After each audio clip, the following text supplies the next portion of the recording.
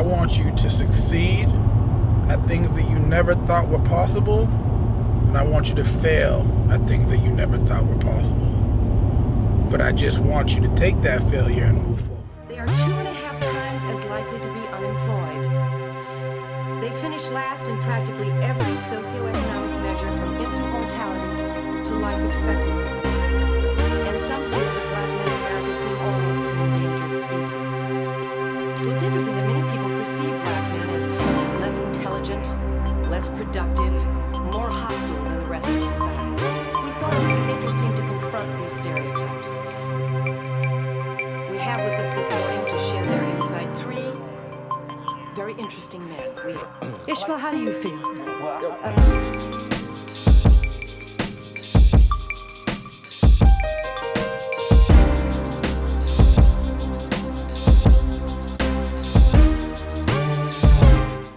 Good evening, everybody. Welcome to the Imperfect Podcast. On schedule, somewhat. It's 8:05. I thought 7:45, but it's all right. We got stuff to do. I think people think because they see the episodes and they see how it's completed that this shit is easy, but it's damn sure not. Every week I run into something new. Every week it's an issue as soon as I start up. Every week I'm nervous before it starts up.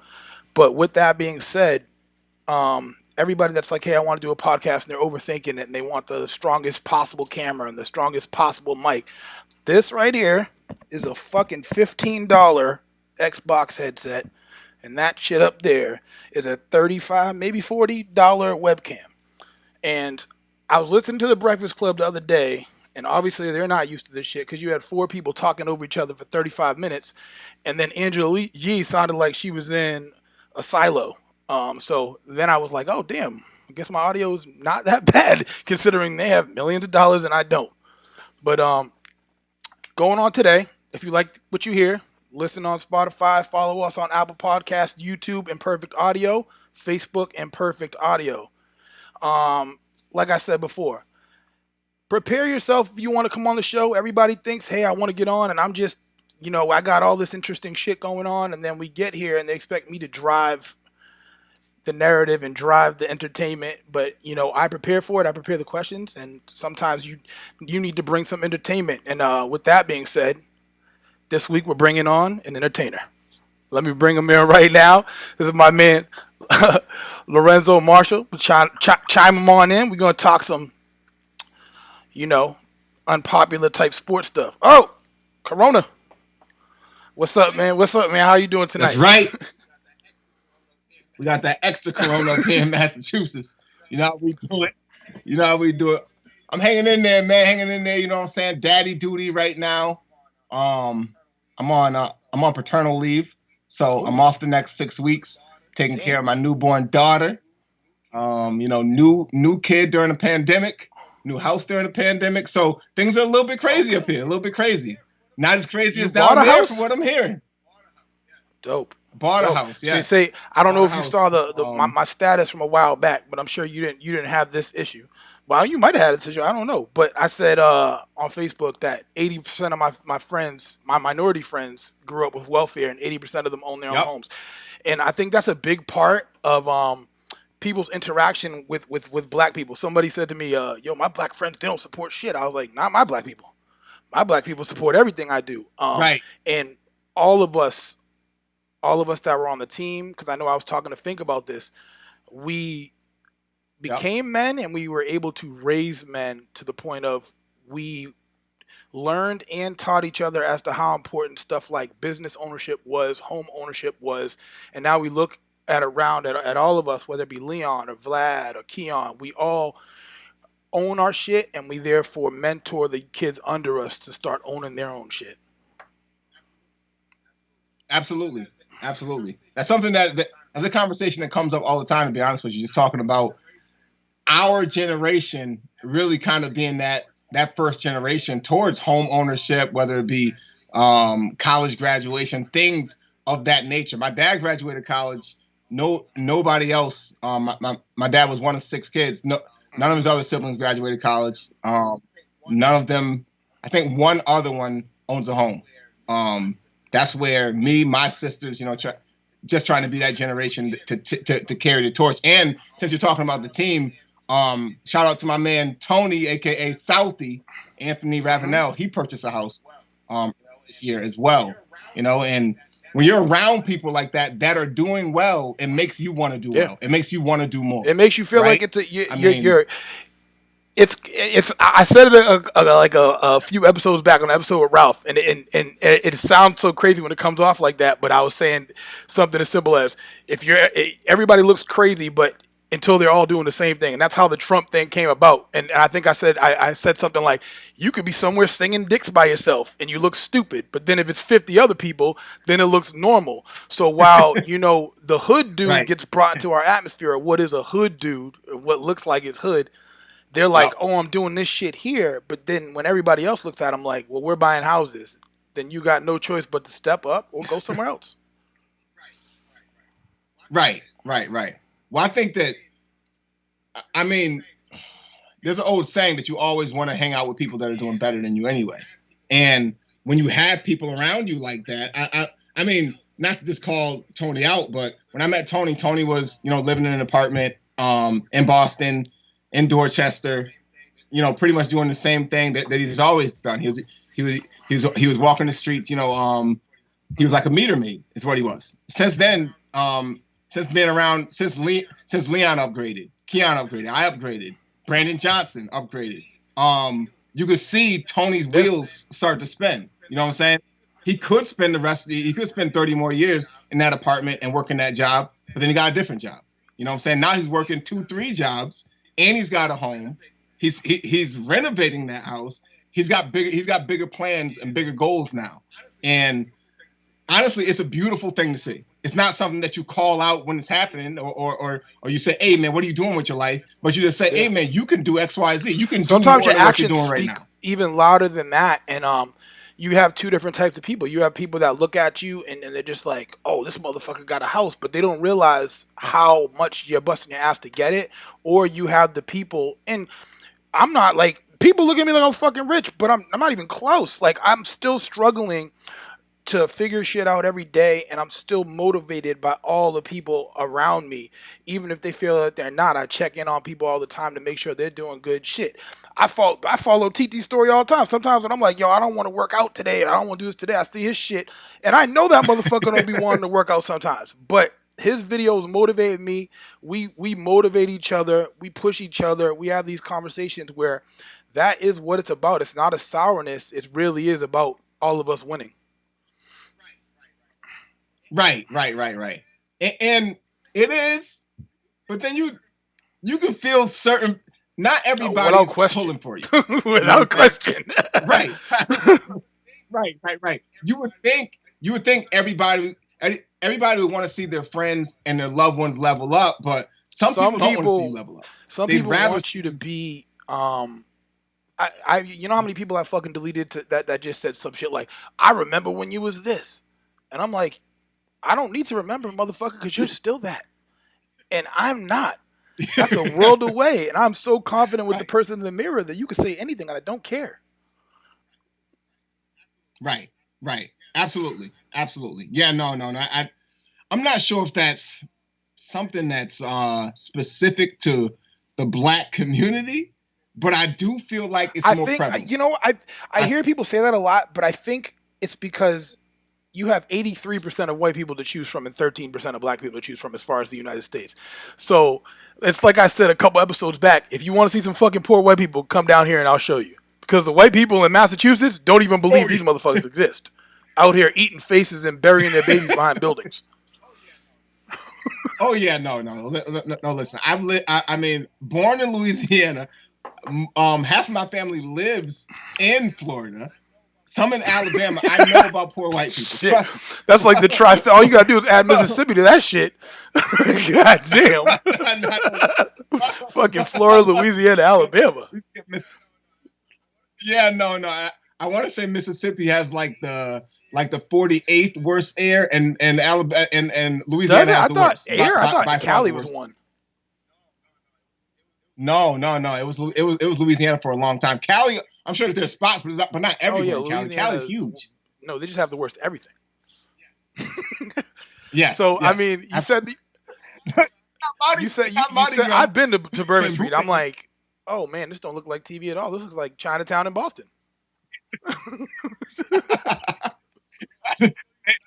They only show you the nice parts on the Real World. They don't. They're not So showing I you the mean, I didn't entire even know about street. the new baby, but how is the kid's life? Because I know we haven't even had that conversation, and I've been raising kids for so long that I forget. That other people are doing it and struggling through it and learning it as we go. I talked about it last episode. So we're learning as we go. Yeah, man. Well, Keon warned me. He warned me. Yo, don't have kids. Don't have kids, nigga. I'm like, what? I'm like, nah. I need a little me. And then had a little me. He wasn't bad. I mean, he has a ton of energy. Don't get me wrong. But I wanted him to have a brother. Now, second time around, I get my baby girl. I did want to have a baby girl. I was hoping to have her third. So that means we gotta try for number 3. But having 2 kids, oh my God, man, Oh yeah, changes everything. yeah. I have Just no take life. also I have no just life. take the wallet I and have no just life. throw that shit somewhere for like another 3 years before you learn how to use it again. Listen. I thought. I mean, we were doing pretty good. As far as diapers, clothes, a bunch of family friends gave us clothes. We haven't had to buy clothes for LT or Hope yet. No clothes at all. But Oh yeah, fuck daycare, that. holy. So LT, we were paying $420 a week just for him. So we moved. Now we're paying like $375. When Hope has to start going, it's over Yeah, that $700 a don't week. We're like gonna be at paying that point. daycare. Don't even, like I knew I a mean, what we, family and the father was a lawyer and the mom ran a daycare and she made way more money than him. Way more money than him. yes, no, right. It's insane. So I'm hoping that the next, leader, the next manager of this country finds a way. I mean, Biden's talking something pretty. He's talking my language right now. He says just 10% of that military budget, just 10%, and we can pay for early childhood Well, yeah, education for that's all the $700 kids. million. Just 10%. So Yes. Yes. not that crazy. Exactly. Yep. Right. So you still got a song on the radio? They still be playing that music out there? Man, I haven't had a song. Well, every once in a while they'll throw like an old joint that I did, probably just like a remix or something like that, shouting out the boroughs of around the state or whatever. But I haven't really I haven't been focused with the music, to be honest with you. I wish I could say I have. I mean, I still ride around, come up with punchlines all the time and things like that, and say, I'm gonna drop that album, I'm gonna do it, and then I just don't do it, man. I just don't do it. It's just not enough time. And I'm not motivated like It's I used hard, to, yo. which So kind of sucks. I say it almost every episode, man. It's all about owning your time. It's not about money.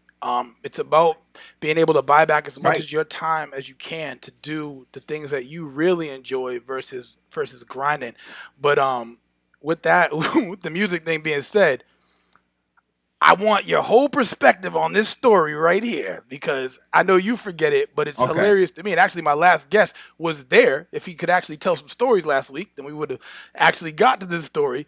But you at Bentley, me and Brookline, Yeah. one of my boys,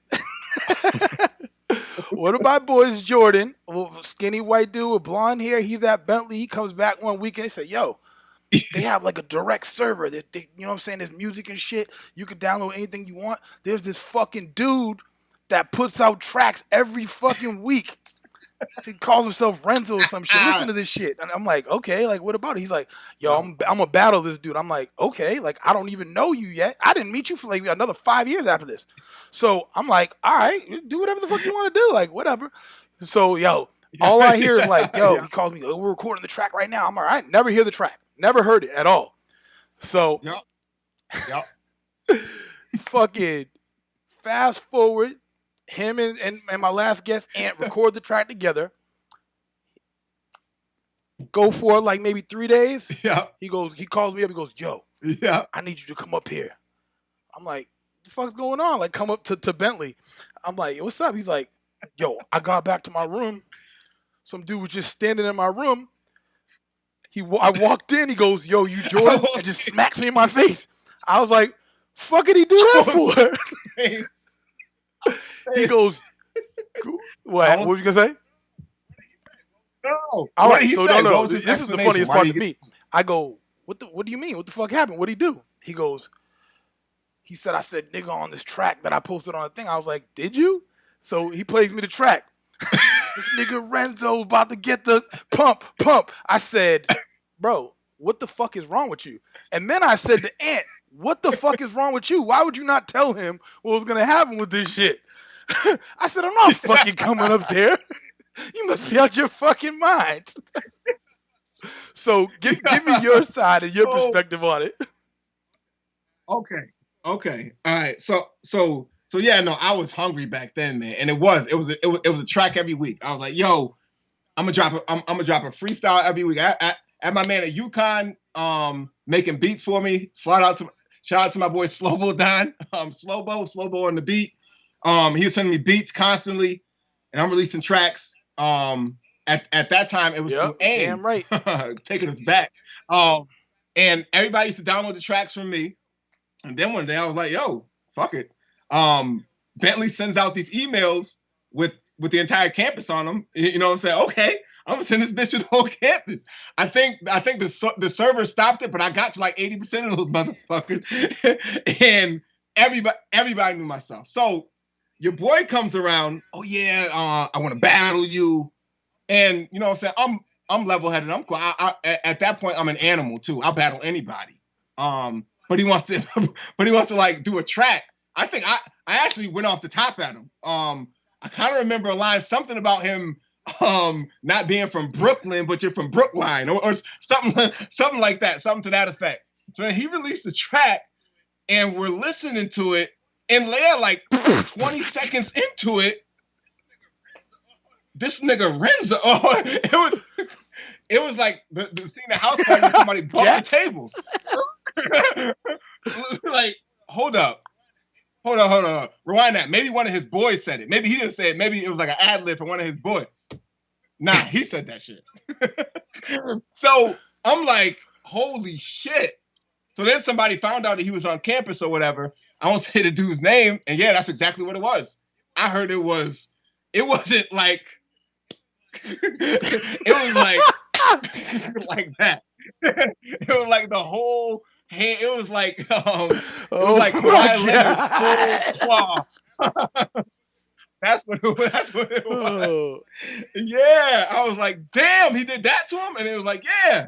So, when he talked to me, he was like, yo, your man's came over here, and I was like, yo, man, listen, when you do something like that, what do you expect? He's like, yo, I hang out with mad black people. They let me say it around them. Mm-hmm. That's what he said. He said that, yo. No, he says it around the motherfucker that recorded the track with him. I would have told him right away, don't do that. Don't do it. You can say whatever you want, but I'm telling you right now, somebody's gonna eventually end up walking to your room and slapping you Kawhi Leonard style. Listen, Eminem knows not to do that. He said it'll fuck me quicker than it'll be me if I said the word, and he blanked it out. So how do you think you can do that? So yeah, I didn't know the backbacks. He was calling the goon. He was calling Ray Darden the goon up to come out the Bentley. I got another goon Bentley story, but I'm not even getting to that. But it's as a matter of fact, what you just said right there, the fact that you saw that it was 80% of the campus that you were able to reach, I feel like these stories only get told when somebody blows the fuck up. You know, and I worked a Young Jeezy show like 3 years ago, and this dude came out and he fucking put his CD on every car in the parking lot. And if he doesn't blow, then that story means nothing. But that fucking hunger's there. Right. So the story only looks good. Man. And now if you blow up, like I said it last episode, when Jay-Z said, oh, I bought a piece of art and it's going to be worth $10 million in 5 years. Okay, but tell me how to get to $1 million without selling drugs. Right. Tell me there, because that man's out there putting fucking CDs on every car in the parking lot. And Jay-Z didn't do that. Right. No. And back then, especially because you had the time. I mean, I'm in school. I got nothing but free time other than sports and started playing Halo. I was crazy. But I mean, before I released my album, I put 2 years in. I probably made 50 tracks, and of those 50 tracks, I selected the best 18 or whatever. But at that time, releasing freestyles every week, in my dorm room on a computer mic with a sock on top of it, recording song after song or whatever. I was crazy hungry. Another funny story. So I did a remix to Officially Missing You by Tamia. And I released it at Bentley. Everybody loved it or whatever. People were bumping it, this and that or whatever. And again, my boy Slobo, he was a Yukon. And he had the track. And he's in like a dorm nowhere near his. I want to say he was in like the football players' dorm. And he's walking past somebody's room. And he hears my fucking song playing. He has no clue who this person is. And they're playing my fucking song. See, stories like that, again, like you said, if you don't blow, exactly, and they're great stories, and that's why I hate. You know what I fucking hate? I hate when you see an article and it's like billionaires wake up at this time and they work this much, and people will say it to me like, "You got to understand." I'm like, I don't have to understand shit because I fucking work so hard and invest so much in myself that you have no fucking idea who you're talking to. And that's one of the things where people just want to find a reason that somebody is allowed to be better than them, and there's no reason because we're all fucking humans.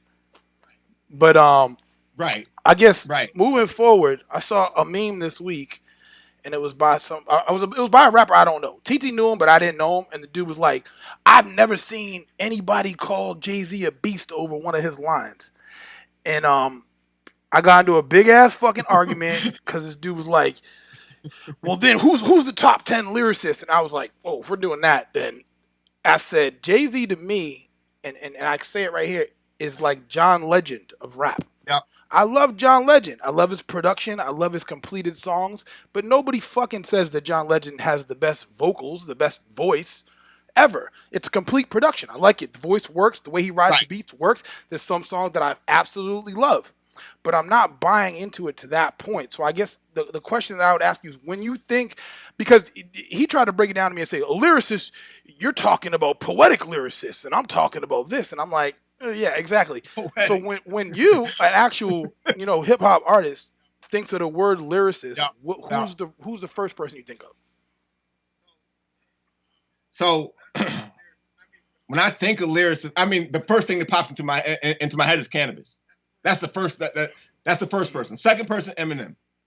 When you think about lyricists, you're talking punchlines, you're talking riding the beat, you're talking using different syllables, different wordplay, things that surprise you that you don't expect, right?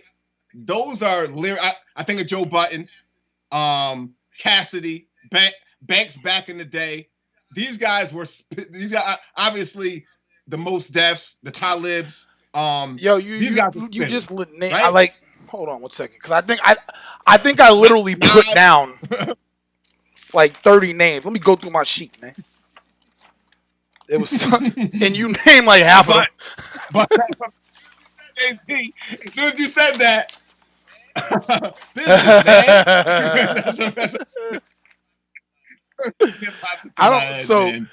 don't even know where the fuck I put it. You said something in there, and I feel like that the search for more knowledge is kind of synonymous with a poet lyricist, and I feel that a lot of the lyricists that people choose to listen to, or the rappers that people choose to listen to, is kind of in comparison to what they want to learn and where they want to be. Right. And that's kind of what I found, where you're like, yo, what did there's shit that Cannabis and Eminem have said that I'm like, I don't even think I could say that in slow speed. Right. Whenever the head is severed from the human body with a sharpened weapon, the brain remains conscious for 10 seconds. Like what? Where is he going? Long enough for me to give you one last message. When you get to hell, you can tell Lucifer I said it. Don't ever get it. I mean, to me, especially in high school, listening to rap, I was a huge Bad Boy fan, huge Mace fan. And then this dude Cannabis comes along and just shatters everything that you think about rap. Yeah. Everything. You're thinking rap is just, Tupac, Biggie, Shiny Suits, or DMX. And then this dude comes down in the middle talking about the clock speeds of computer RAM in a verse, but it's lyrical and it still ties to the same things that Biggie and Tupac are talking about. And that's what lyricism is. That's what the true lyricist can do. They can play in any field if need be. And at that time, not many people wanted to get on track with Cannabis. Because Cannabis was so hungry, he was trying to outshine everyone on every song. How can you get on a song with DMX in his prime, LL Cool J in his prime, Redman, one of the biggest rappers at the time, and outshine all of them, wash them? So bad that LL Cool J makes you change your verse. Nah, dog. You can't talk about that. The mic come on. Yeah, you gotta come back. Like, you gotta switch that up. That's crazy to me. Like when it comes to this, it's a lot like how it is for movies with me. Like I have a completely different top 5 lyricists than I have a top 5 artists. Like an artist, I consider Jay-Z an artist. Like my favorite artist ever is Kanye. Like my favorite album ever is B. It's Common B. Common and Jay-Z are not close lyrically. Common would murder him. Right. Right. Well, here's the tough thing, though. Here's the tough thing. And especially, how do you define murder? Because if Jay-Z creates a track and then Common creates a track, the majority of people, regardless of what Common says, that's true. I'm going to say that's Jay-Z. True. And I think Jay-Z. That's a big part of the argument. It's like everybody's like, well, he has sales. And that's where, like, now what dudes do when you go, okay, fine, let's use Eminem then. Oh, nah, because Eminem has got white people and he talks about his moms. And I'm like, okay, so if they battle, it's not even close.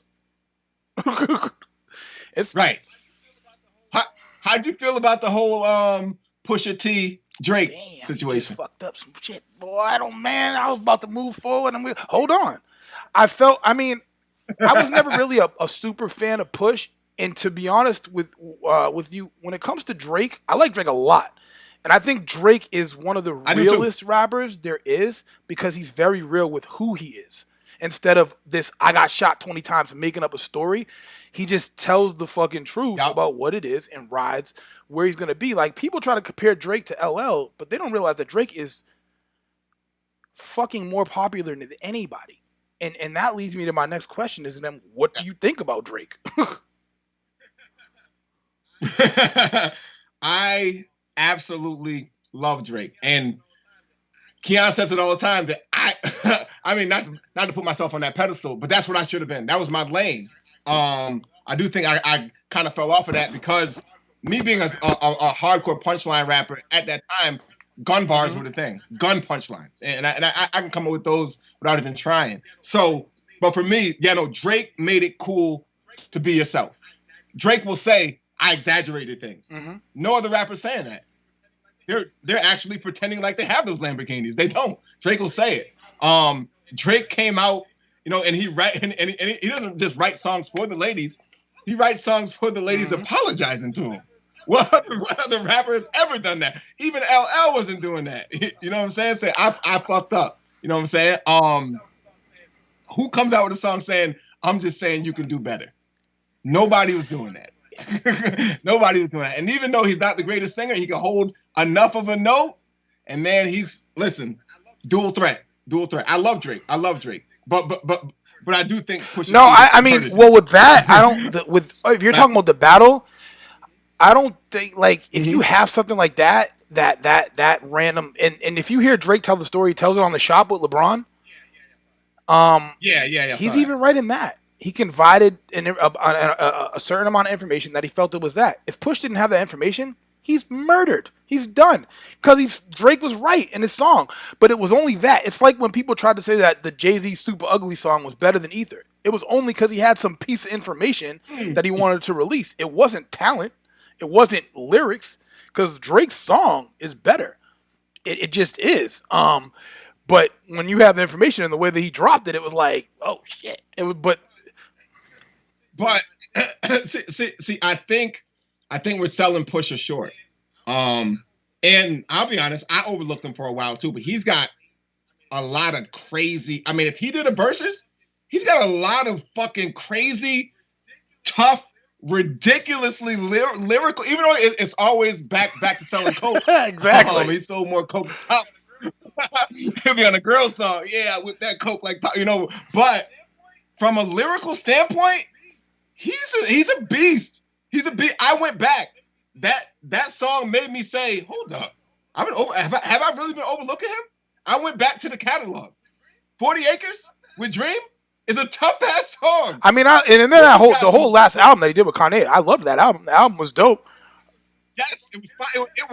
It was definitely a dope album. There's no question about it. And it's funny because I was on somebody's page arguing the other day, and they were like, if somebody was gonna have to battle R. Kelly, it could be nobody. And I was like, they were like, maybe Jay-Z and maybe Wayne. And then somebody was like, what about Kanye? And they were like, nah, he ain't on Wayne on Wayne or on Jay-Z's level. And I was like, Drake. And they were like, you're fucking crazy. What are you, crazy? And there's a fucking video on YouTube. You can go look it up right now. It's the stats of every musical artist from 1969 and now. And I'm not talking about fucking rappers. Oh yeah, it's the one where Drake's at the fucking top for 8 years straight, and I don't mean over Wayne. I mean over Rihanna. I mean over fucking Justin Bieber, Katy Perry, Lady Gaga. Taylor Swift. And it took fucking Luis Fonsi to knock him off with Despacito, which is the most fucking popular song ever in the history of the world. So, I mean, I guess that leads me to my next question is when are we supposed to realize the greatness of Drake? The smash hits, the sales, the constant consistency. So here's the problem. Here's the problem with Drake, and it won't be realized until later in his career, I think. And I think that, I mean, he's extremely consistent with the radio smashes, but there is no classic album. There isn't, and I think that is definitely a stain on him right now. And I do think that in the overall grand scheme picture of things, the Pusher thing will also be a stain. I mean, he destroyed him. Right, but Drake's very smart in who he decides to go at. Meek was doing this thing at that time. Meek's not a battle rapper. He's just not. It's why when he went at Pusher, it was kind of it was a little bit off kilter for him.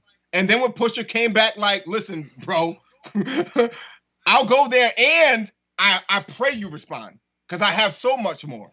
And all you're gonna do is elevate Pusher at that point, regardless of what Drake says. Pusher has so much. I mean, if you're the biggest artist for that long, there's so much dirty laundry out there that you've been keeping quiet, keeping that clean boy, persona going. You don't want to. Yeah, it's like when Tiger Woods shit came out. After that, it was like, and this motherfucker was fucking bitches at the bar down the street. And you're like, damn, Tiger, what the fuck? Where does this shit end? Ambient sex. Yeah, and all the time you're like, toodles. Yeah, no.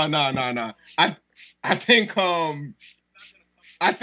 it's not gonna come for a long time till we do realize just how great of a run this dude had. You know what I'm saying? I mean, and the consistency and the fact that along the way, although he has reinvented himself and he does do a fantastic job of finding that next new sound and jumping on it before it's the popular thing, and then everybody else kind of follows suit. I just think that not having that classic album is gonna hurt him in the long run when it comes down to top five. Damn, for some reason it's not showing me the comments. It's showing me the comments on my fucking phone. I'm seeing. You see comments? Oh yeah, on your phone. Comments. Oh, I see. J. Cole. Yeah, we never said J. Cole would murder Jay. He would murder him. Oh yeah. Kendrick, Cassidy, fucking Common, Talib, Mos Def. I had a list. It was like a list of 50 people. So here's a question for you, and I get into this all the time, especially with the younger brethren when we start talking about rap lyrics and things like that. Cassidy. Yeah, the hustler. Go ahead with Cass, because Cass is great.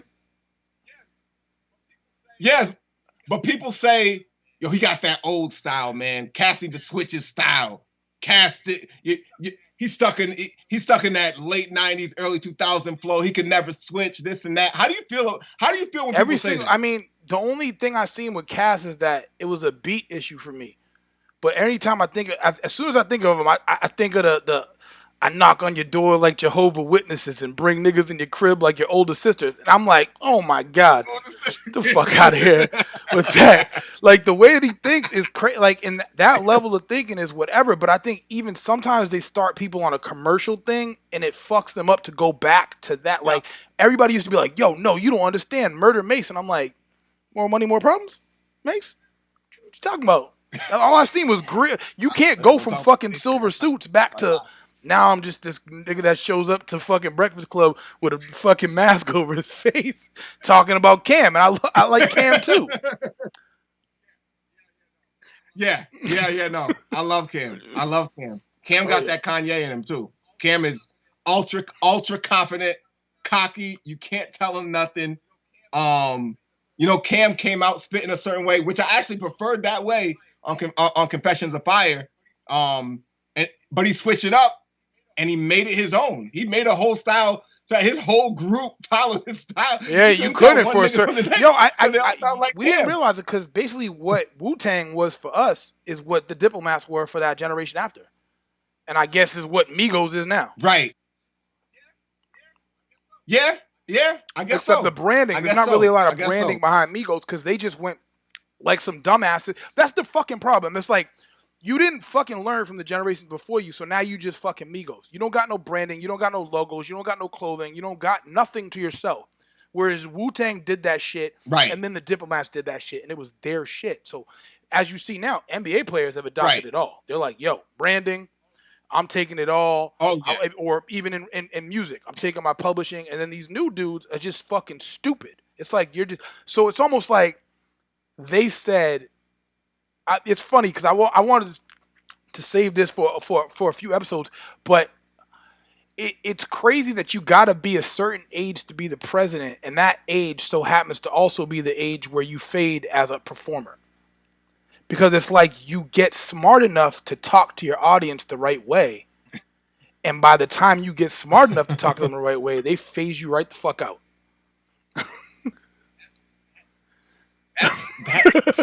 I never thought about it like that. So you're not smart enough yet to be the like president, but when you are, you're too smart to be a fucking rapper. Right. But it does kind of connect the dots to what my overall point with Cassidy or just any artist that was, came out with their own style, had people emulate them, not as good or whatever, and continue to do music their way. And then they just became old. Well, that's that old shit. Oh, that's old. That's that 2000 stuff. Another person would be T-Pain. To me, one of the most brilliant artists. If you've never seen anyone live other than Bruno Mars, T-Pain live will give you every single cent that you spend. I've seen Maxwell live, my friend. And I've seen motherfucker. I told you, En Vogue, best show I've ever seen. Really? Live. Shockwave through the fucking place. Goosebumps. I'm dead. Terry Ellis shut the whole fucking show down. I shouldn't even have stayed for Belle Biv DeVoe after. Me and my wife was like, what the fuck are we still doing here? This shit is over. It was like after Vince did that dunk, I was like, yo, why am I even still here? I've never seen either one of them. Hopefully, if the world gets back to semi-normal, I'll definitely check them both out. But T-Pain, I've probably seen 3 times now. Is he still touring? Because the next person I wanted to see actually was Brian McKnight. But if I see a T-Pain, I'm gonna do it. Yo, yeah, no, I saw Brian McKnight 2 years ago at Foxwoods. So I surprised Sharon for Valentine's Day, which is also her birthday. I follow his live shit where he does covers. That the Lady of My Life cover that he does, the Michael Jackson shit, hands down. Yes. Whoa. Yes. Certain people voices just change, and it was crazy. It was an awesome show. I'll tell you real quick who's fallen off, which kind of sucks for me because my favorite group of all time, Boyz II Men, man. Boyz II Men. Yeah. Michael and Sean, they need to take like a long hiatus and just rest their shit. Because I've seen them now like 3 times over the last 5 years, and their voices I are am mad, always yo. fucked up. I was like, They're I was all just chilling at my house one day, and Busch Garden was like, "Boys to Men for free," and I was like, if "Boys to Men's for free, then something's going on." I mean, they're still when they were up here last, they were up here like probably like 6 months ago. They did the Cavalier in Medford. That lets you know. I don't even know what that is. We're gonna be live at Santarpio's. Get some pizza. Exactly. Get some pizza with some high notes. In Medford. I will tell you. He was Wanye was my Wanye? guy all the time though. My boy was a Sean guy. I was a Wanye guy. Yeah, see, yeah. I was a Shanye. The best runs, the best. Five into the road. It don't. So it's good for them, but they need to take a rest. I don't even know how we got here. We were on Drake now. It's all right, because guess what? We're going to switch it up even more now. Since the NBA starting tonight and the Kings about to play in like 30 minutes. Who is taking it this year? So, I'll be honest, I haven't been too locked in with the NBA, but from what I have seen, the Bucks are going to be up there. I think out of the West, the Clippers are going to be interesting. And it just comes down to when Kawhi really wants to play. That's true. To be honest with you, that's what it's going to come down to. That's what I think it's going to be. LeBron's going to be there, man. It's really just going to be about LeBron's always going to be LeBron. It's about the supporting cast. When I think about him in Miami, the snipers that he had out there, the Mike Millers, the these dudes were 50% three-point shooters. If LeBron drives and takes one guy with him, I think that's why they ended up adding JR. I mean, it was bad for them to lose Avery because Avery's a great defensive piece. But JR's perfect. He knows him. He knows where he's going to be. And, I mean, the other night he was like fucking 5 for 6 from 3. And you already know he's 5 for 6 or 5 for 60. Was it you that posted that video of him going behind the back like 3 times? No, but I saw that shit. Oh my god. JR, open 3? No. I gotta wait. I gotta pump it a couple times and then take the fade. J.R. Smith is a conundrum to me, man. I remember him in it was it NBA Live? It might have been 2K. But one of the older 2Ks, he had like a 96. Well, dunk. I mean, that's when he was in Denver. He could do that. Yeah, no, he's like a 96 dunk, a 92 3. He was like one of the best overall players in the league at one point. Just from a maybe 2K like standpoint, not real for life. like a 1.5 year clip, he was good. I mean, obviously not to that level, but I mean, I made a point because I used to be a 2K guy, and people used to always be like, fucking live. So I was like, yo, let me tell you how bullshit live is. So I played him. I never fucking played the game before. I scored 110 points with fucking Jason Williams. I'm talking about dunking on motherfuckers, everything. The whole time, just coming down. Yes. Jason Williams, the point guy? Two-hand dunks all over your face in NBA Live. I used to be ranked like in the top 5% in 2K when I was really on it. This is when Kobe had no one on his team, but he was like a 98 overall. I would murder people. I had people like messaging me on Facebook from China and saying, "I heard you're really good in 2K." Like, who the fuck are you? I heard you made 17 raps back in the day when you were at Bentley. I want to battle you, then play you in 2K. Oh man, he would have lost twice. So next question being, and I have it as a poll up here, but for some reason this shit's fucked up, so I can't see comments or polls because I think I fucked it up when I got on my phone for a watch party. So if you could see comments or the poll, okay. The Golden State team with KD or the Bulls, the Golden State team with KD or the 97-98 Bulls. Here we go. You gonna put me on the spot. talk about the GOAT. You see a GOAT right there? And you're going to talk about the GOAT MJ like that? You're going to throw KD at him? 6'10" motherfucker with a 10-foot that wingspan? shoots 53% from the field? Hold up. What rules are we playing? We playing the 90s rules? Or we playing today's soft-ass rules? Well, tell me the rules. You we gonna hand check Steph Curry doing? And step over the fucking half court? You can't hand check What's Steph that? Curry and What's step that? over half court.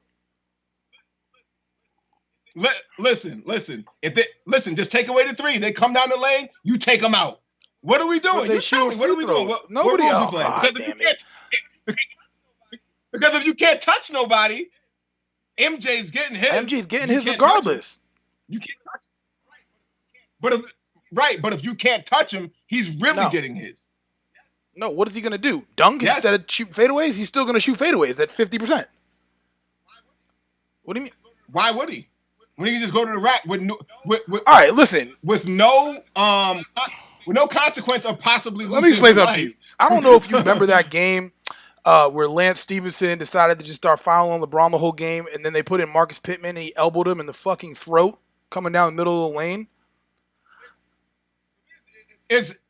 For me, it's very difficult to judge with LeBron because LeBron is so big and strong. Don't get me wrong. He does get hit hard sometimes, but a lot of times he doesn't. And obviously, an elbow to the throat is an elbow to the throat. But then other times, I don't want to take it there, but you're taking it there. It's literally breathing on him, and it's a whiplash. So with that being said, do you think Jordan? What would he do? Shoot more free throws in this era? You know he averaged 9.5, a ton right? more. You know LeBron averages 5.5, right? So it would be a ton more. And LeBron.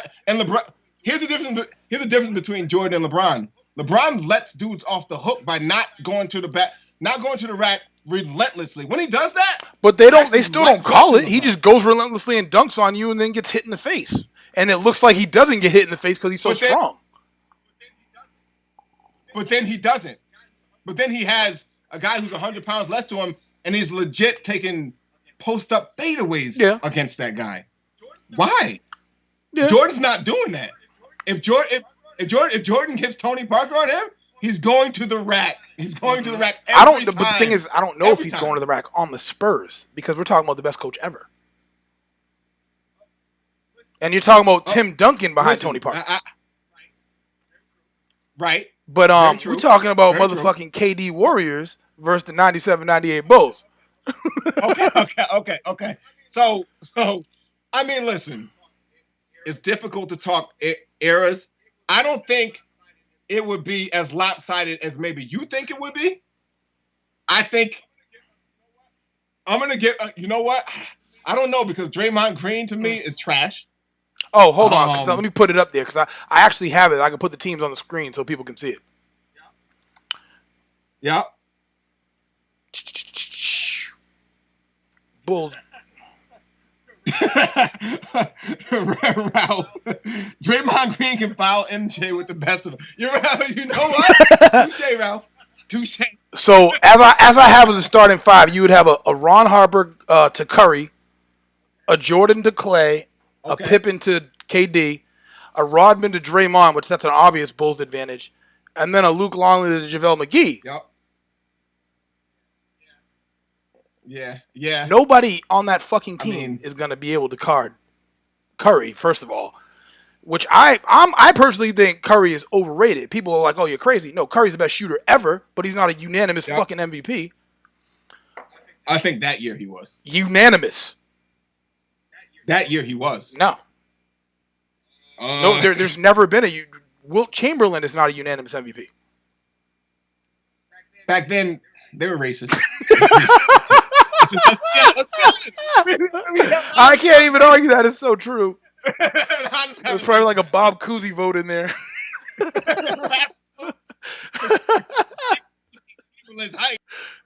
Back then, they were racist. Come on. So, I mean, I absolutely. You know, people just go like this. They'll go, well, Jordan locks down Curry. And I'm like, did you see what Iverson did to Jordan?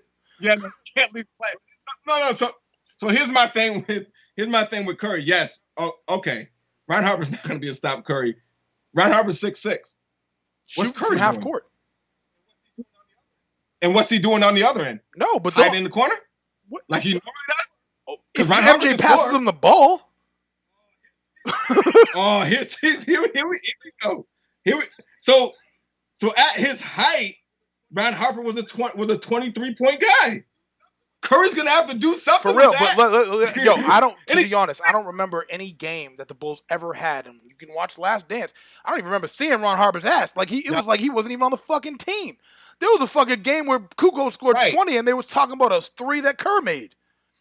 I don't remember Ron Harper scoring more than fucking 15 in any game.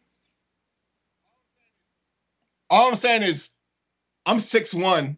If I'm going against a guy who's 6'4", 6'5", that's kind of an advantage. Curry's going against a 6'6" guy. He's 6'2", 6'3". We're trading threes for 2. I don't know. And that's if they pass it to Ron Harper. So Curry's hitting.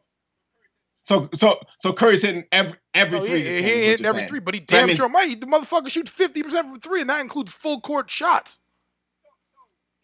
So it can't just be him. It can't just I'm be just him, saying though. that's a mismatch. It's not a mismatch, but it's a matchup in which nobody is going to stop him, and then people just forget about Clay like he didn't score 59 in a game 6 against OKC. Yeah, no. Listen, when Clay gets hot, even if Clay isn't hot, if Clay gets a look, then he's just as good as Curry is. He's just not as good off the dribble as Curry is. That's the only, but he has better defense. That's what I'm saying. Then we come off the bench and we go Andre Iguodala and Sean Livingston and fucking Steve Kerr and Tony Kukoc. Yeah, you know Golden State wins that. I'm not even gonna ask you.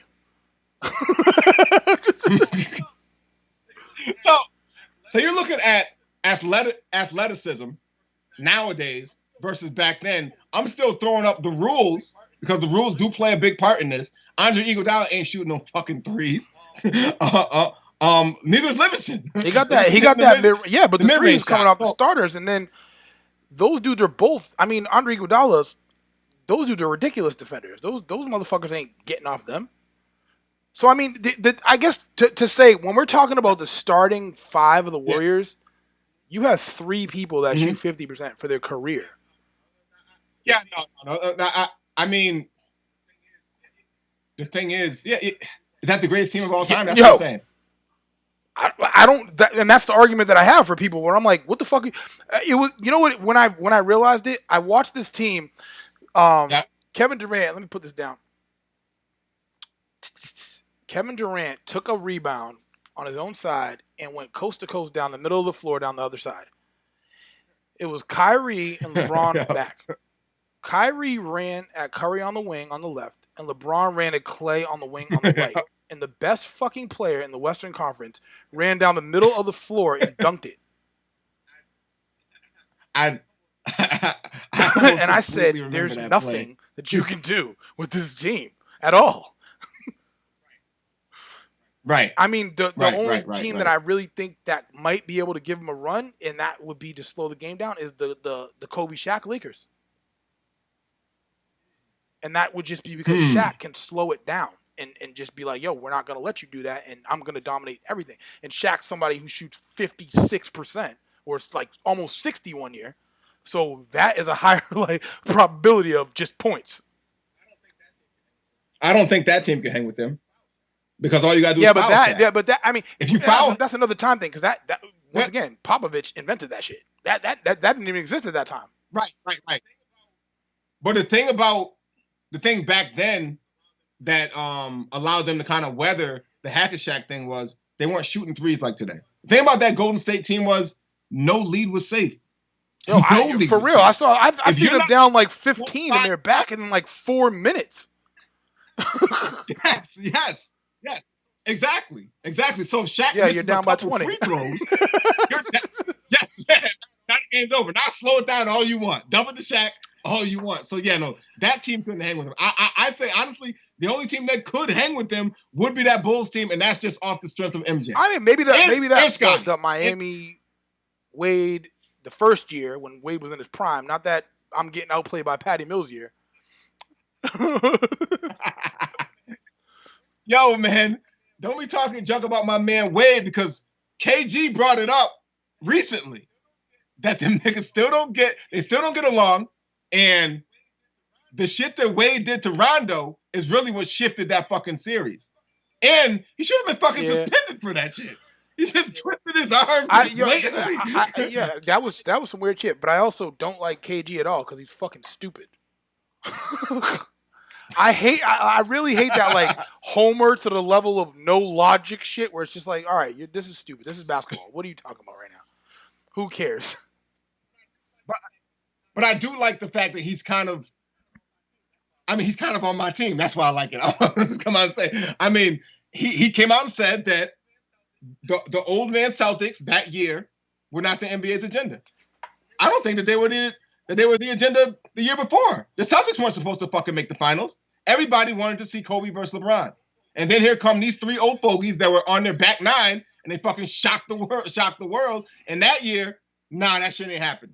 Wade said it's not happening because he fucking twisted Rondo's arm up, and then the ref said, yeah, it's not happening this year, guys. Time to break that shit up. So I do like the fact that KG came out and said that because most people won't.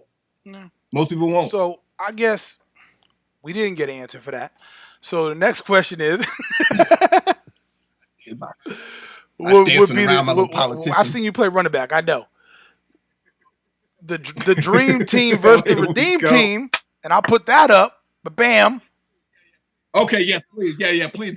Give me those redeem team players. Was that's the Kobe, the only one missing would be Durant. Bello. So I got the starters noted at the bottom. We're looking at a Magic, Braun, which we already know that. Jordan, Wade, Bird, Magic. Kobe, Barkley, Bosh, and David Robinson. And for some reason, everybody hates on prime Dwight Howard, which is 4 Defensive Player of the Year. So here's my rebuttal. Did any of those players that you just named play on that previous team that embarrassed the United States? I'm pretty sure some of them did, right? I think a couple of them did, but I can't remember who it was. Maybe like Boozer. That was the Michael Redd Olympic team. No, Michael Redd was on this one. Oh, but he just didn't play. They were just like, "You're not playing anymore." But you know who was on it? Like when people say shit like, "Yo, you don't understand John Stockton," I'm like, "You don't understand." CP3 would fucking. I saw Chris Paul make Kobe do a 360 on defense. Like it was like, "Yo, whoa, what the fuck just happened?" And just hit a jumper in his face. So I'm like, because the whole team's up there as well. So you got I think the only lack would be really the power forward, which is a Bosh. But Barkley's only like 6'5", and Bosh is still a steady like 6'10". Wasn't Barkley like the best player that year of the Dream Team? I thought he was. I don't even know what that means. Like what you scored a lot of points on like fucking Kiki Vanderway on the other team, or Here we go. I love the Dream Team story. Michael Jordan said that Tony Kukoc was not going to beat him, so he shut Tony Kukoc down. Oh my God! Sorry, great job, Mike.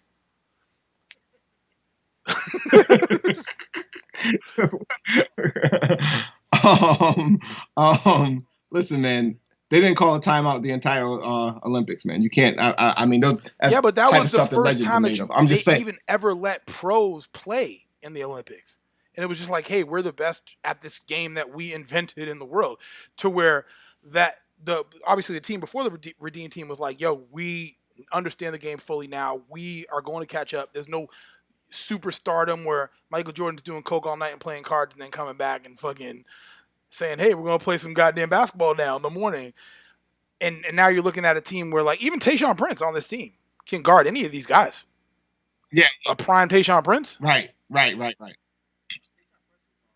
No, Tayshaun Prince was underrated as hell. He was legit, extremely underrated. Not the most valuable player during that Pistons run. Right up there. I mean, who did Reggie Miller? Who did he run down the? Yeah. So basically, if he makes that layup and he sprinted the entire length of the court, yeah. My gut is saying you're giving an answer for this one. I mean, I just remember watching how dominant the Redeem team was.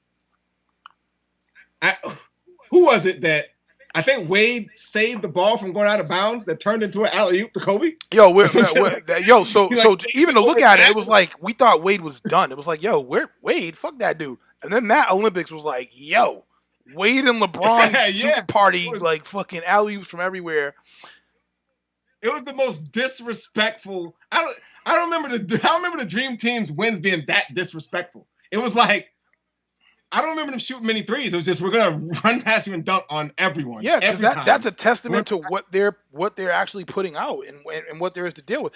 Their athletic ability was so much of a big difference. I don't know if I ever gave you this fact, but I said this to somebody the other day. I said, when Michael Jordan was in college, the best player in college was Len Bias. So now you essentially got to a point where Len Bias was going to the Celtics and then died. Yep. Michael Jordan might have never made it out of the East. And you look at it like his number one competition, the guy that was supposed to be the guy in his era, was not there. Every guy that's supposed to be in LeBron's era is here. Every guy that LeBron has played against is better than anybody else in Jordan's era. You look at Durant, you look at Kobe. Those dudes are better than all those other players. And by far. And they're at his position. Like, he would have to play against them, be guarded by them, guard them when he's there. So that's a very big difference for a person it's like if you looked at Unbreakable, the movie with Samuel L. Jackson, and there was just nobody else. I'm just out here killing motherfuckers and nobody can stop me. No. You can't go that far. I mean, it's not like definitely the big man play back then in Jordan's era was a lot more prevalent than, say, Kobe is a generation, I'd say slightly before LeBron. I'd say the guy to measure him with would be Melo or Durant. And Melo's all but washed. I mean, he's come back a little bit. No, well, you have KD, you have Wade. Right, yeah. Because I say it's like you see what happened to Jordan when Iverson came in the league, and that was the year that they were like really set the record. And I'm like, yo, if Iverson's doing that to you, bro, what is Kyrie doing to you? Yeah, but what was Iverson doing though? A crossover? Yeah, a regular crossover that he couldn't stick with because he was used to, like, guarding Jeff Hornacek. That's like, we take that one moment. I mean, how many points did Jordan have? No, it was a lot. It was a lot, and they won. But I just mean in terms of the cover. I don't mean like, he can't beat Iverson every time. Of course he can. But I just mean like in terms of the covers, the guards are way better now. So the centers were.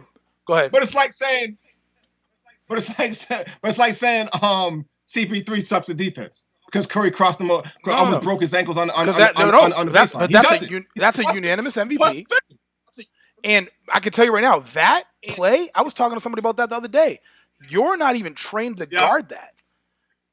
You're like, hey, I'm running back to stop him at 3, or I'm stopping him from getting a layup. And then he does a half spin, 3 steps in from the corner 3. Nobody's taught to guard that. He went behind the back. That was, I'm not sure if he broke it out then, but he's got that patented behind the back twice, and he did it while on the baseline spinning. There's no way you're ever going to think he's going to fucking do that. No way. And if he goes behind the back, okay, I'm but if you remember, after Iverson did that to Jordan, they outlawed that shit. They were like, yo, you can't do that cross no more. That's a carry now. Because then Kobe used to have a cross at the same time. It was like a behind the back, and he would lift it and go behind the back again. They said you can't do that no more. Yeah. And I mean, to be honest, like, when I look at somebody like Jordan, like, I don't even think he holds any records. Like, I'd have to be like, well, he doesn't hold any scoring records. No, he doesn't. So it's crazy that you come out of that. He doesn't have the most MVP, doesn't have the most scoring record, doesn't have the most championships. So now you look at it and you're like, okay, like, I get it. The evidence, talent is there, unquestionably. But when you talk about people changing the game completely, Iverson really changed the game completely. How did he change Iverson? Completely? Compared to Jordan. He stayed himself, and they literally changed the entire dress code because of him. But that doesn't make him... Jordan came up with a Nike marketing campaign. A Nike marketing campaign made you think that Bo Jackson was the best running back ever. It made you think that Andre Agassi was the best tennis player ever. It made you think that Michael Jordan was the best basketball player ever. I never thought that Bo Jackson was the best running back. Trust me, I hear it all the time. Yeah. You're a running back. That's why you didn't think that. But I guess with that being said... No. Back to the Jordan point.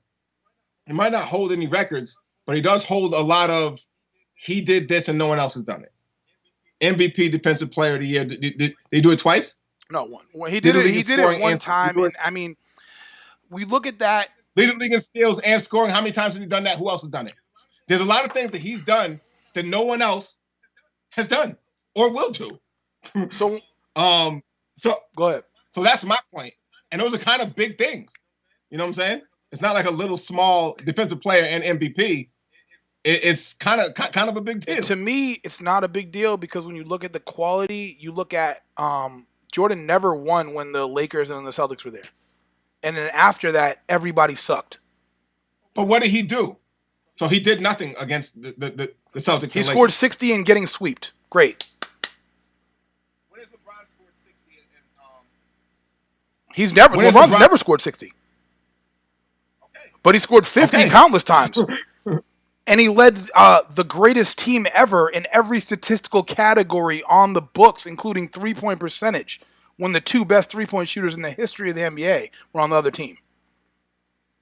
In the finals.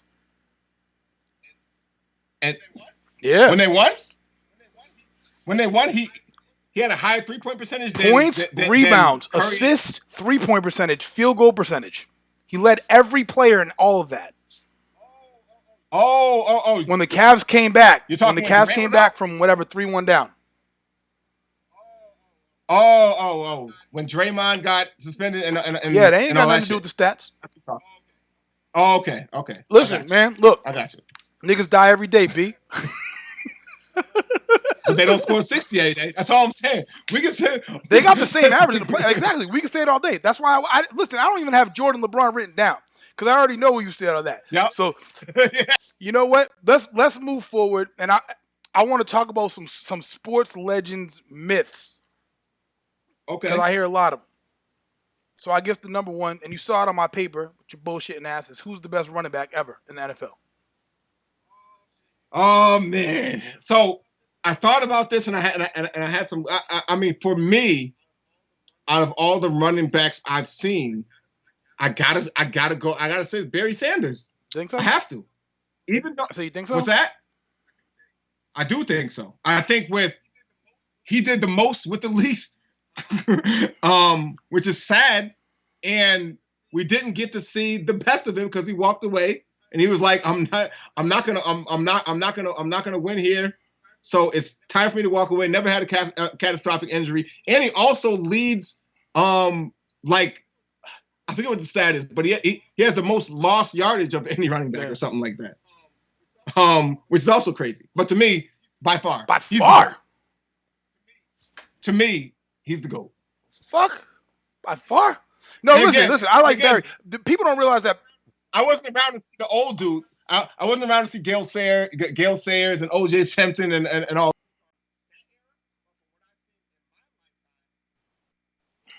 Barry's that guy, man. Okay.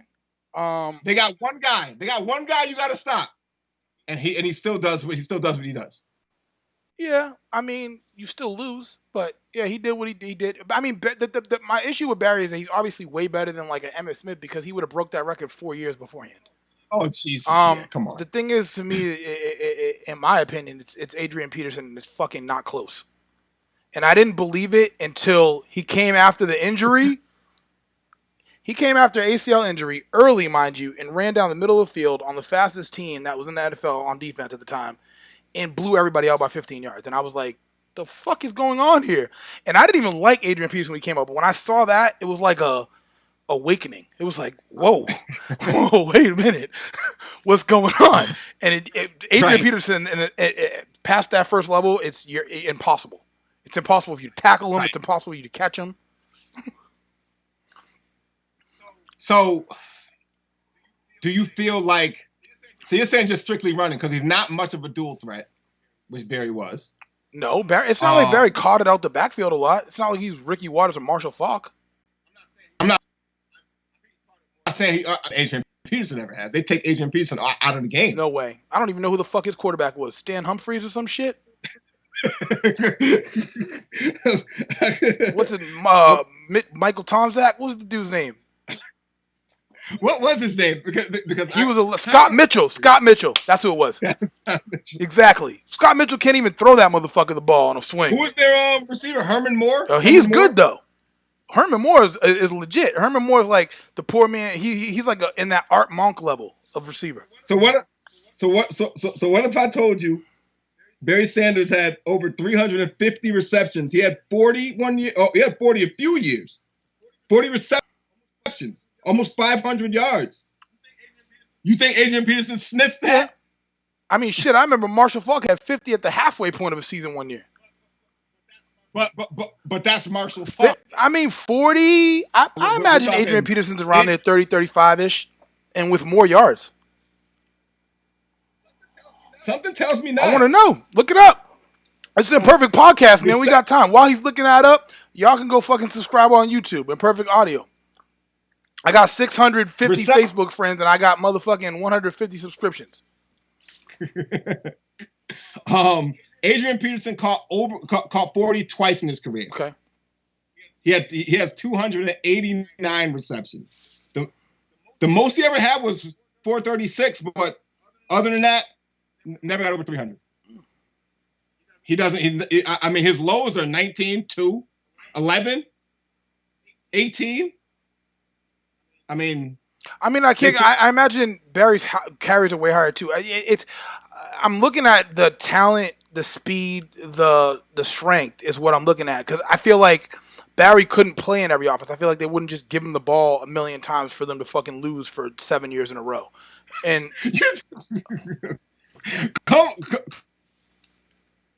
what happened? You're saying that Adrian Peterson wasn't getting what? I watched you for a second. Getting the ball. He was getting it a lot for a little bit. You got me now? Yeah, a little bit.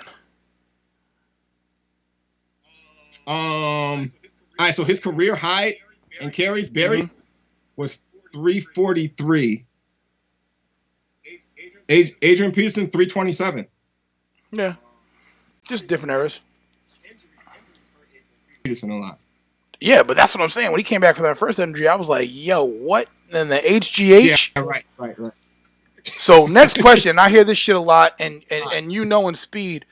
This is an easy one. Did Bo Jackson run a 4.140?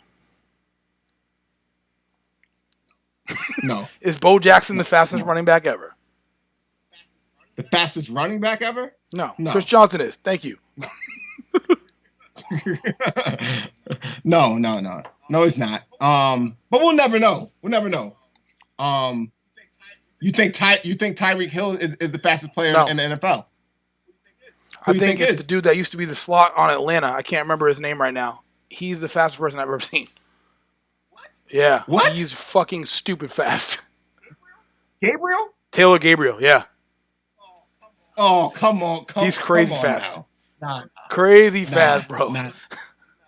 He's not fast. Plus, I hate Tyreek Hill anyway because he's a fucking scumbag. Yeah.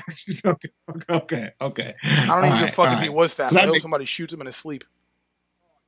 Oh, Jesus. What do you have against Tyreek Hill? Him calling his fucking son and threatening his life several times until he fucking feared him. Oh, yeah. Okay, yeah. No. I like to be a good father as well in life. Okay. Well, now let's get to what I'm talking about, man. Let's get to what I'm talking about. Goat talk. You want to talk? Listen, man. Hold on, man. You want to talk about Jerry? What? There's no. What's the argument behind the Jerry Rice? Go ahead. Talk. Say what you want to say. I'm just saying he's the GOAT wide receiver, and I mean, for me, it's tough when you talk about the GOAT in the NFL, because to me, compared to basketball, whereas one player can completely shift the entire league, it's different in football. Football, and I talk to people about this all the time, is the ultimate team sport. One player cannot just completely bring a team from shit to sugar. I disagree with that. Disagree with that. You disagree with that? There's one player that could, and that was Prime Mike Vick. No. Prime Mike Vick was a one-man playoff team. He wasn't a one-man Super Bowl team. No. Mm-hmm. No, because if their defense was complete trash, it didn't matter how many times Mike Vick ran for 80 yards or whatever. If there was no Peerless Price, if there was no work, what's all right? for a little while. If there was no Joe Horn, if there was no collection of random mediocre motherfuckers, like what the fuck? Pillage Price wasn't mediocre at that time. He was actually pretty good. What's pretty good? So, Top 25? No. But I mean, I hate to even say it. Wes Welker at that time, he's not. Mike Vick isn't throwing BBs to Wes Welker down, running by people. So there's no one that takes your team from shit to. How about Cam Newton when they went to the Super Bowl? They had a very good defense. They had a ridiculous defense that year. Yes. Yes. They weren't the top scoring offense. No, I know. I don't even remember. Their fucking receivers were like motherfuckers that walked off the street. No, that was the year that was the year Steve Smith was gone and Benjamin hurt himself for the entire year. And they went to the Super Bowl. Oh, jeez. They had a ridiculous run game though. Yeah. That was that two-headed monster. So my issue with the 49ers is that, first of all, if we're talking about talent, the best quarterback ever to me is Rodgers. I think it's impossible for the best quarterback and the best wide receiver to be on the same team. Why? Because they complement each other so well that you can never tell. And Jerry Rice never had Todd Bauman as a quarterback, or fucking Mitch Kupchak, or Bubby Brister, or Kerry Collins.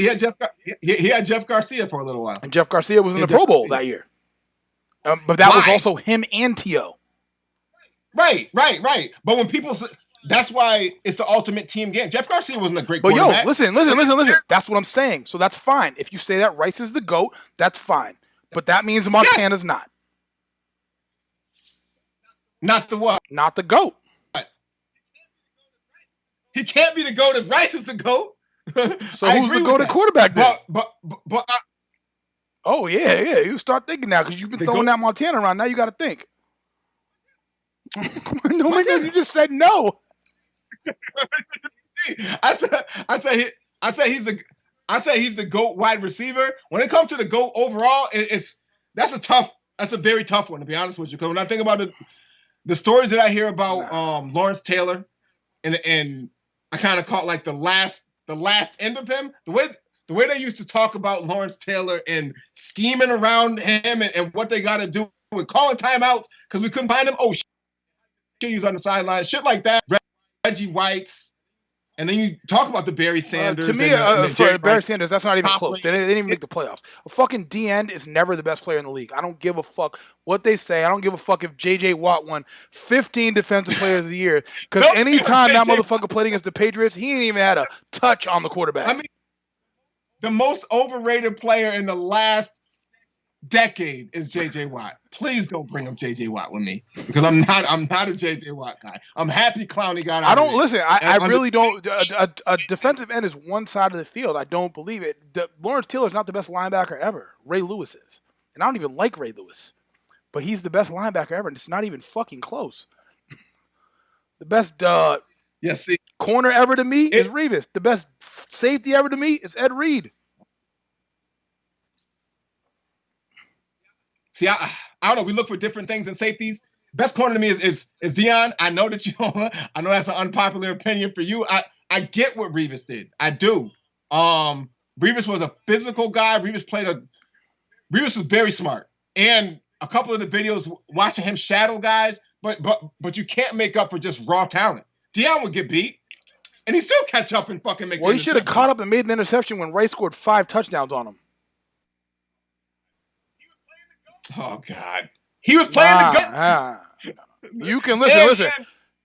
Stop it. If you look at talent and you look at Rice, the next Rice was Marvin Harrison.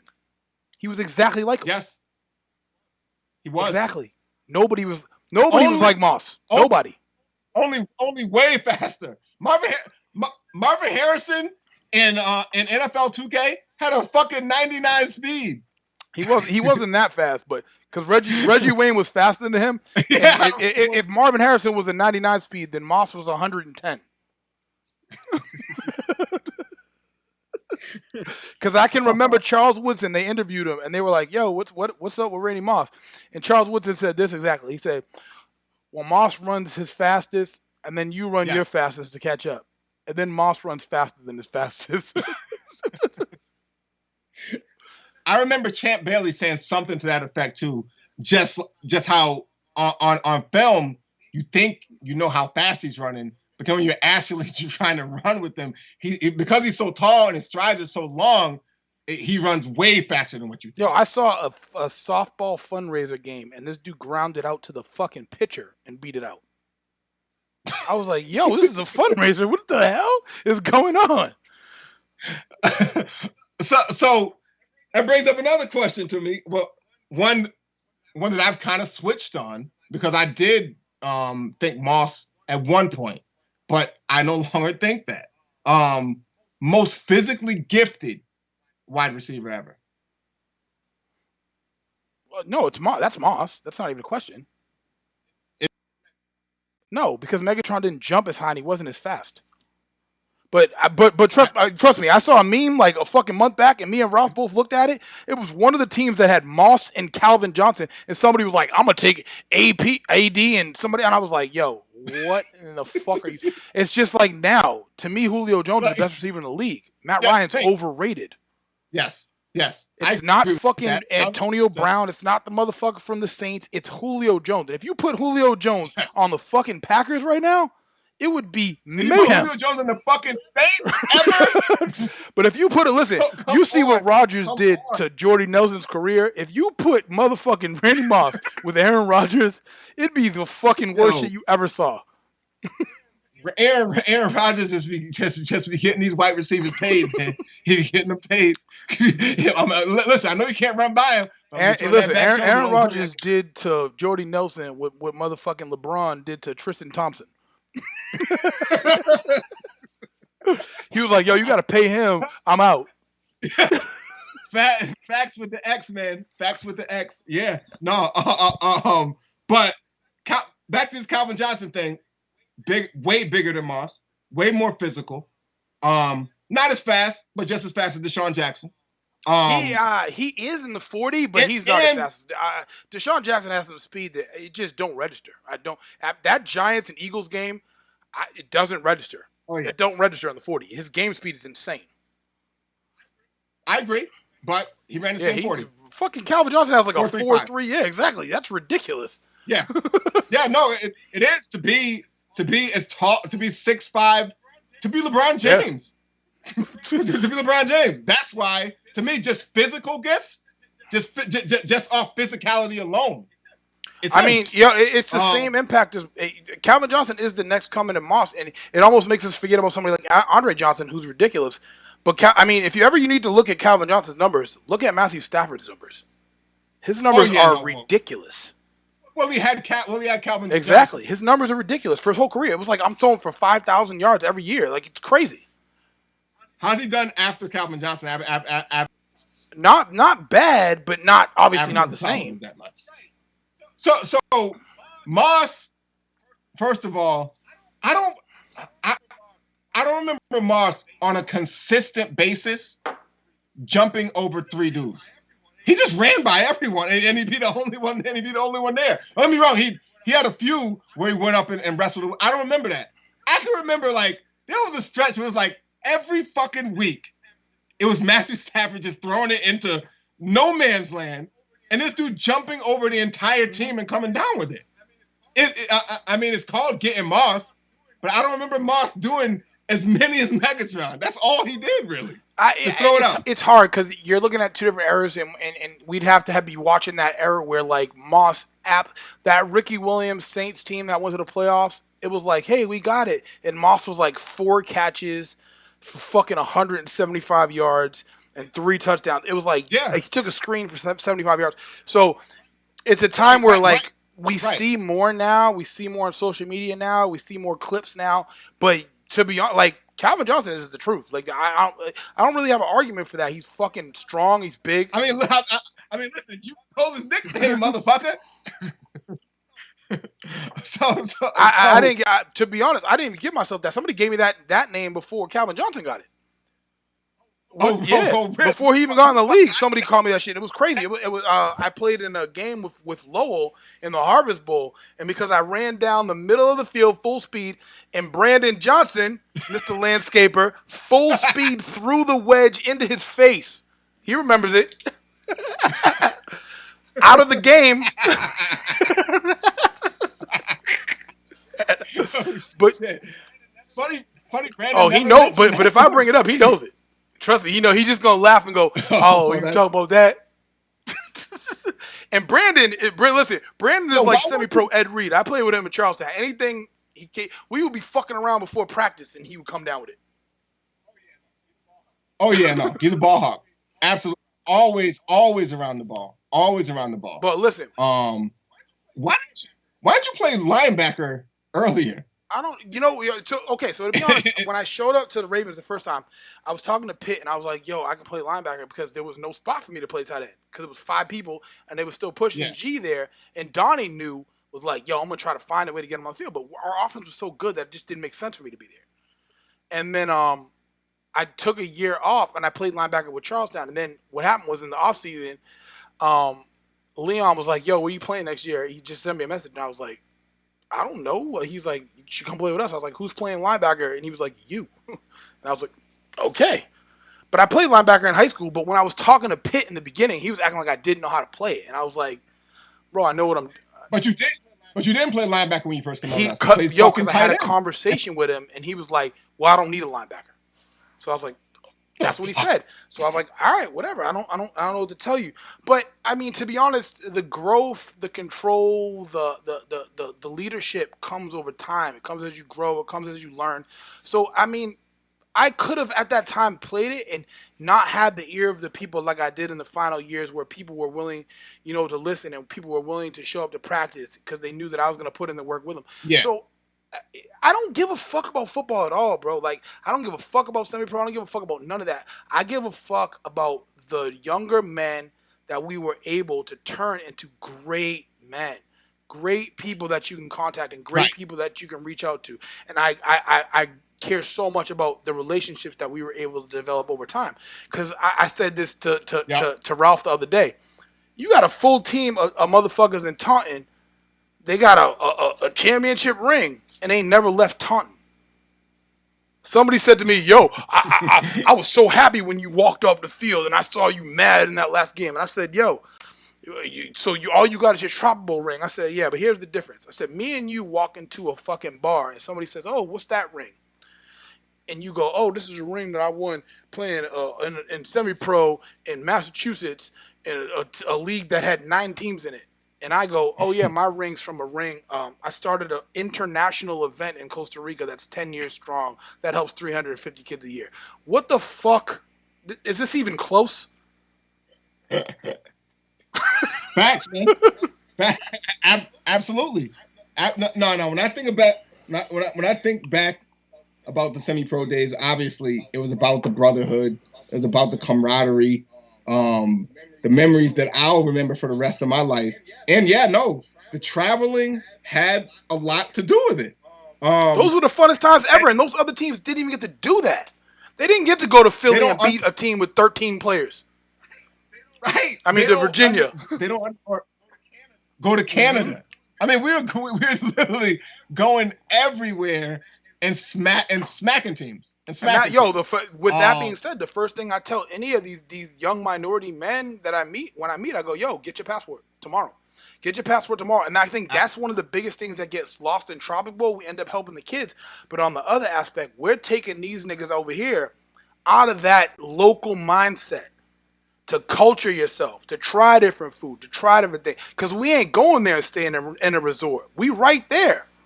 We're dealing with the people. I interact with kids all year. I teach. Last time I went there, I did a fucking barbecue in Costa Rica. It was like 50 people there. Who told you when you were younger that you could go to Costa Rica, play pickup basketball with people, and then just host a barbecue with people, and it's a barbecue like it's your family? No one. Exactly. No one. And that's what I'm trying to tell people now. Get the fuck out of this mindset that they're showing you on the news and take yourself to another level, because that level is there. The only person that can't see it is you. Right. No. I completely agree with you. It is, I mean, the first time I went to the Tropic Bowl, game changer. After that, I was addicted. I was like, I gotta travel more. I'm missing out. The United States is great. Don't get me wrong. You should see everything you possibly could in the States, but staying local is only going to keep you inside of a box. Yeah. Man. And when you do get the opportunity to go to these places, man, don't get me wrong. We all like to drink. We all like to have fun. The nightlife, fantastic. But if you're not actually out there taking a tour, getting to know, that really changes everything. You think you're poor? Go to one of these countries and see what the actual poor areas look like there. Quick side story. I was one time, me and my wife was in Puerto Rico, and this was a year that I was actually doing well financially. Not a coronavirus here. So we were like, yo, we want to go to this off island, which is Culebra, which is the Flamenco Beach, which is top 5 in the world. Everybody was like, yeah, you just got to go to the ferry early and just hop on a ferry. We get there early. We get there 2 hours early, and it's a fucking line out to the street. And the line is for 1 p.m.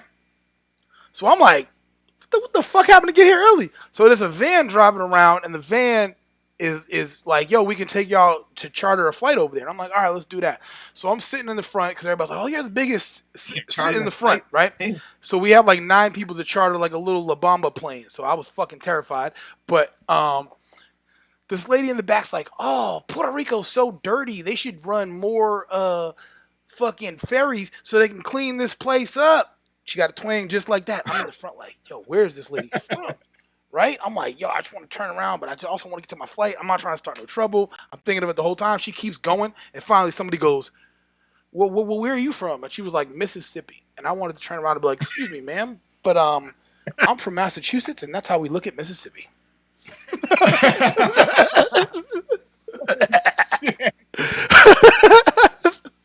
Shit.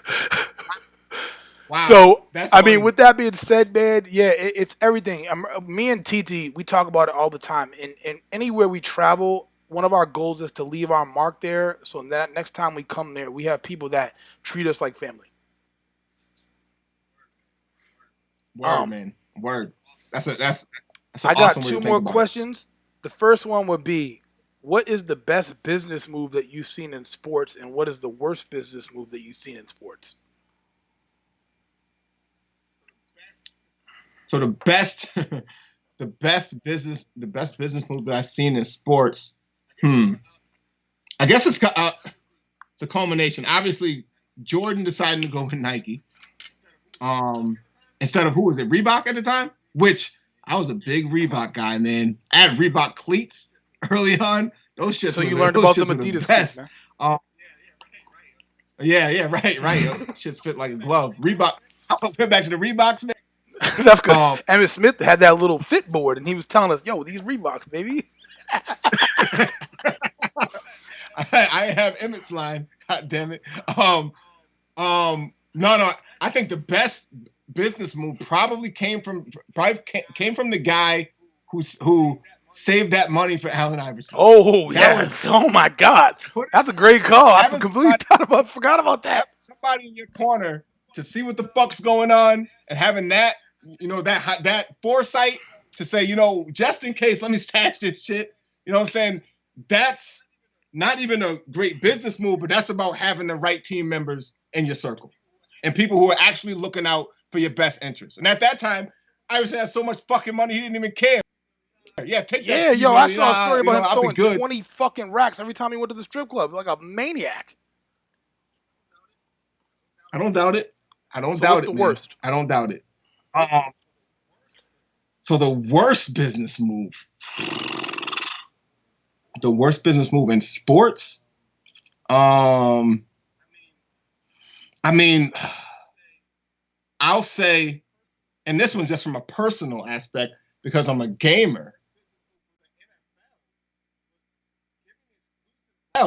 Licensing to fucking Madden.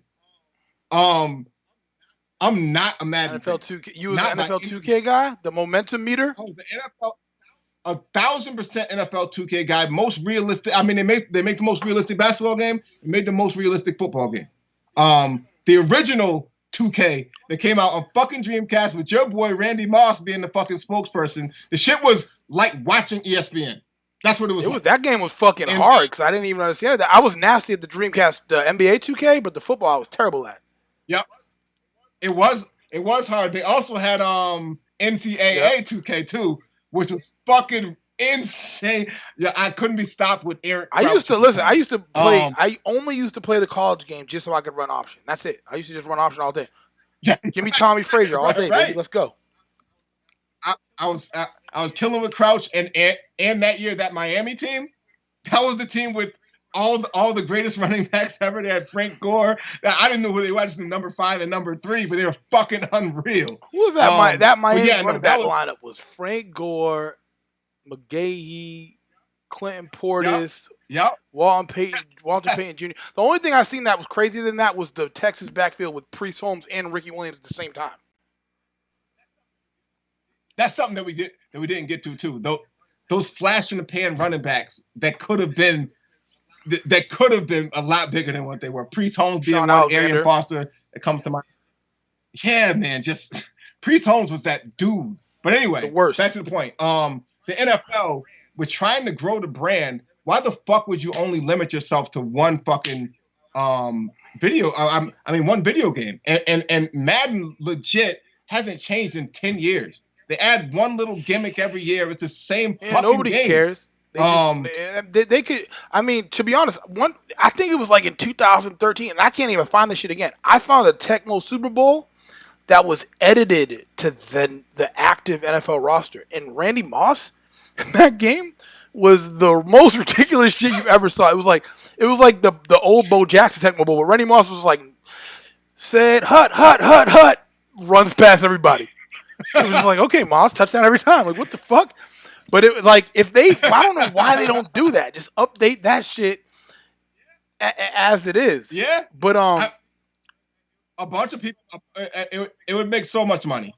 It would make so much money. It's a fucking monopoly now by Madden. It does suck, and that was a horrible move by the NFL. It just limits your scope of people who want to play the game. So my two, the first one, and I don't know if you know the story, is Frank McCourt. Frank McCourt bought the Dodgers for $400 million. 5 years later, he got into a divorce settlement with his wife, and he said, "Okay, fine, let's do an assessment of the team, and we'll assess it, and I'll give you half of what the assessment is." So they assessed the team at $800 million. He pays his wife $400 million, and then sells the team for $2.5 billion. Yeah. Frank McCourt is a Boston developer. He developed the waterfront, which is there now, the seaport. Yeah. And that is one of the craziest things I've ever seen in terms of, I don't know if he knew it was going to happen like that, but I guess the Dodgers stadium came with so much land, and it being LA, it was like $2.5 billion. It was the most expensive that team ever sold for. I think the only team that's assessed at more is the Yankees. Wow. Because people don't realize that the Dodgers are more popular than the Yankees worldwide because they're the closest to China, and everybody in China is like Dodgers. Really? Yeah. I didn't know that. Because that's the quickest flight. New York is not the quickest flight. So New York gets, all the Dominicans and the Lorenzos, and then the Dodgers get Make me stand up here, man. Listen, man. Can't get over on me too quick. And the worst move I've ever seen, and actually you made me think of two when you said what you said. The worst move I've ever seen was the Jacksonville Jaguars owner saying that Tim Tebow wasn't a quarterback and not signing him. Now, Tim Tebow is not a quarterback at all. He's terrible. But so are the Jaguars. Yes. So now you signed Tim Tebow, you sell out season tickets for 5 years. Yes. Absolutely. As long as he's your quarterback, you're fucking selling it out. Pat stance. I agree. I forgot about that. And then the second one, obviously, the B would be the Thunder going, hey, we're just going to trade James Harden and fucking replace him with Kevin Martin, who I just saw like a couple weeks ago at a bar. I'm like, James Harden's MVP. What you doing here?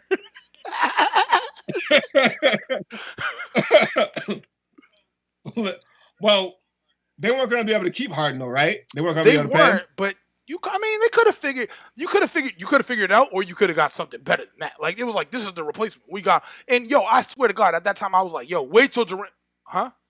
They paid Serge Ibaka afterward, didn't they? They paid somebody, but they paid Kevin Martin a good amount of money. I think it was just them trying to find time for Harden. And I mean, to be honest, I don't know if it was going to work. But once again, if you think of it from a business standpoint, you're gonna make the money back because those three players. Right. But now you put them in a smaller market, you know, the Timothy McVeigh market, and then blow the whole team up. Yeah, no, that was a bad move. That was a really bad move. I mean, he did disappear in the championship. But yeah, no, that was So a bad move. my last Wow. question of the night is another sports legend, if we can call it sports. And this one's gonna throw Ralph into a frenzy. I can't see the comments. I wish I could because he's gonna lose his fucking mind. Is for some reason people think Bruce Lee can beat John Jones in a fight. How? that might be a little bit out of my depth. Who? How big wasn't Bruce Lee? Mad small? Lee, it was like 129. It's just when you see the videos, you don't see the actual how small. Yeah, you don't see a video of a real fight with Bruce Lee. And me and Rob have this conversation all the time, and he's like a regular mediocre mid-range MMA dude would fucking destroy Bruce Lee. And dudes believe that Bruce Lee played ping pong with nunchucks. That is CGI. That is not a real video. Bruce Lee really was nasty with nunchucks. They had to slow down the film when he would use them, but they had to speed up the film every other time when he was acting. So now you talk about when it comes to fighting, John Jones is the best fighter I've ever seen. Cocaine aside. Yeah. So John Jones is 6'4". He's a fucking heavyweight MMA fighter, and Bruce Lee's like lighter than Floyd Mayweather. Bruce Lee is 5'8". What the fuck are people talking about? I'm telling listen. Are you serious? A foot shorter than him. Exactly what you just said is exactly where we are right now. People want so bad to believe in heroes that they forget that they are the fucking heroes. And it's crazier than that. Look in the mirror, inspire yourself, because these motherfuckers are nothing but humans. That is what it is at the end of the day. Yeah. I mean, this was a fucking great episode. I knew it was going to be fun, but it was even more fun than it was. And we'll definitely do a new one. And I guess right now we'll catch the second half of this LeBron Clippers game. Yeah, man. Look, man, I appreciate it. Reach out to me whenever you want to do this again. This was a lot of fun. I feel like there's a lot more. Oh, yeah, listen. It's the same thing as I did the one that I did with Ralph. It was like I knew this could have went for 24 hours. So we can always buy time for more. You know what I'm saying? We could do more. We could do a fucking NFL coronavirus remix when that shit comes back. There's no question about that, man. You know, and it's good to know because I knew I was bringing an entertainer on, so I knew it was gonna go. I think this might be the longest episode we've had so far. So at least I was thinking like an hour, and I was looking at the clock 45. But yeah, no, man, I appreciate it. Look, I always say this one thing when I talk about you, Ray, and that is you have a drive that most people don't have, and that shit is infectious. When I see you continuing to do what you do, it pushes me to want to be a better person, and that's the type of people that you want to have in your circle, man. I always tell people this one story about you, and it kind of exemplifies everything that you bring to the table, right? And that's if you something you don't do that shit. Ray worked a double that night. He had to work a double the next night. Ray was dead tired, but you know he told me months before that he was going to help me move. I know this dude was dead tired. I had people bail on me. This dude didn't bail. To help me move my shit. simple thing that most people don't do. So I've carried that with me. And if I ever commit on something, I know I'm 1,000% in, no matter what. Event, I'll do it. Back to that Scarface shit, man. All you guys are word, and I appreciate you, man. Keep doing what you're doing, and I'm ready for round 2, baby. I'm gonna have some questions for you. Hey, thank you, man. Thank you, and have a great night. Everybody, like I said, subscribe. I need some fucking YouTube subscribers. Imperfect Audio, on Spotify, The Imperfect Podcast, Apple Podcast, The Imperfect Podcast. Lorenzo, thank you, brother. You definitely delivered tonight. Have a great night. Salute. Go Clippers.